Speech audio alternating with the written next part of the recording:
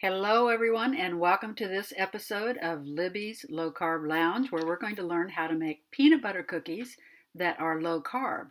I'm sure you're wondering, gee, is there such a thing as that? Well, let's find out. Most people love a really good peanut butter cookie unless they have allergies to peanuts. I know that I do. So, if you have allergies to peanut butter or simply don't like to eat legumes for whatever reason of any kind, you can always make these delicious cookies with almond or other nut butters. So, as we're talking about this today, keep in mind you can make it with whatever kind of nut butter you want. Now, first off, let's remind ourselves why we should not eat a conventional peanut butter cookie. So, I picked one from Subway. Most of us have Subways near where we live. And their peanut butter cookies aren't the largest ones in the world that I've seen, but they're not the smallest ones either. So it's kind of a good representative sample. The total carbs in one of those 45-gram cookies is 26 total carbs, one of dietary fiber. So 25 grams of net carbs. Now, our recipe is 2.9 grams of net carbs for a medium size, pretty good size cookie, about the same size as the Subway cookie. So keep that in mind as we're making our cookie today. What you're going to need are only 5 ingredients. Now, I used Trader Joe's crunchy salted peanut butter with flax and chia seeds, but you can use any kind of peanut butter you want. Be sure and get just natural peanut butter that just has peanut butter and oil and salt. If you get the kinds like Skippy or others that have a bunch of additives, the cookies won't turn out very well, besides having a bunch of chemicals in them. You really need the oil in the peanut butter to make this recipe work.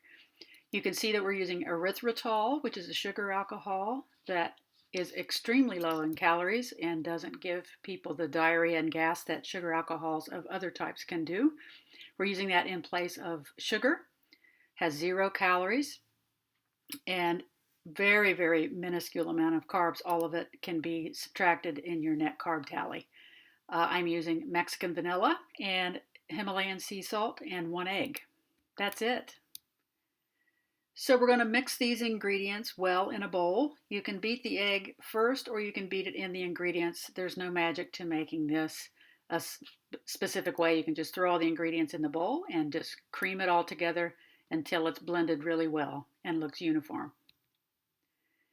You then want to take a spoon and form round balls and put these balls on either a silicone mat, which you see here, or parchment paper that you can put on a cookie sheet because they'll stick and won't easily be removed if you don't.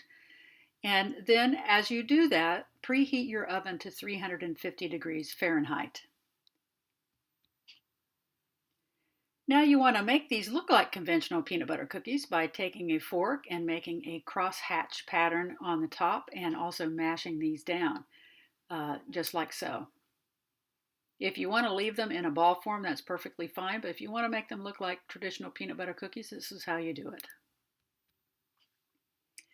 Then you see that we're making a dozen cookies here. You want to throw that in the oven after the oven is preheated at 350 degrees for 10 minutes or until lightly browned. Now, oven temperatures can vary, so you need to watch these pretty closely to avoid burning. I normally, if something says it cooks for 10 minutes, I usually set it for a few minutes less so that I can check on it. So you may want to do that as well. This is a picture of the cookies that are done. They're nice and somewhere between chewy and crispy. You can bake them longer if you want them crispier.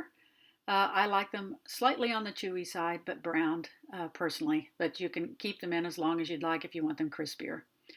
After they're completely cooled, now when you use, basically not using wheat flour, cookies can't be handled very easily until they're completely cold. So you want to make sure that these are cooled completely, then remove them from the parchment paper or the silicone and put them on a wire rack to cool even further and dry out a little bit. And then they're ready to eat. Very simple. Voila! You don't need to sacrifice tasty desserts to keep sugar or wheat out of your life. This is a very, very simple 5-ingredient recipe. It's going to take you less than 20 minutes from start to finish, even cleaning up to prepare. The actual recipe with the measurements is seen on the screen at the bottom. Just go to that link and you will see our recipe. Now, what have we learned from this video? Remember, sugar and wheat contain a tremendous amount of carbohydrates, and wheat also not only contains tons of carbohydrates, but the most recent hybridization of wheat contains a lot of inflammatory properties that makes a lot of people sick. So avoid it at all costs. This combination of sugar and wheat will send your blood sugar through the roof, causing overproduction of insulin in about a 2-hour span, and then you'll experience a huge drop in your blood sugar, which will then start the craving cycle. Remember, again, overproduction of insulin causes fat storage and prevents fat from being used until insulin levels lower, which they seldom ever do in the traditional American diet. So we are adopting the low carbohydrate way of living so that our blood sugars are level and we can burn fat for fuel. Don't give in to tempting high sugar and wheat flour containing sweets when this one is so easy to make at home. You can make a batch of this, take it to a party, take it to a friend's house. If you have several people in your household, they'll be gone in a few days.